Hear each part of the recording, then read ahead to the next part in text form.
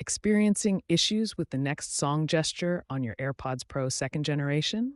This usually involves double tapping the right AirPods stem. A common fix is to ensure your AirPods are adequately charged above 20% and properly paired with your device. Start by checking the double tap AirPods settings within your iPhone's Bluetooth menu. Make sure the gesture is enabled for skipping to the next track. A simple restart of your connected device or updating to the latest iOS version, currently 18.1, released in September 2025, can often resolve software glitches affecting gesture recognition.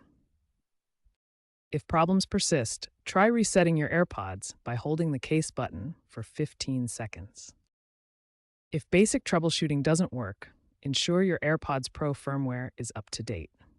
The latest version, 6B91, updated in August 2025, includes improvements to gesture sensitivity. For hardware-related issues, particularly for units manufactured between 2022 and 2023, check if your device is eligible for Apple's recall program due to faulty accelerometers. Keep an eye out for iOS 18.2, expected October 2025, which may introduce custom gesture remapping. Looking ahead, future AirPods models are rumored to incorporate AI for adaptive gestures and enhanced reliability.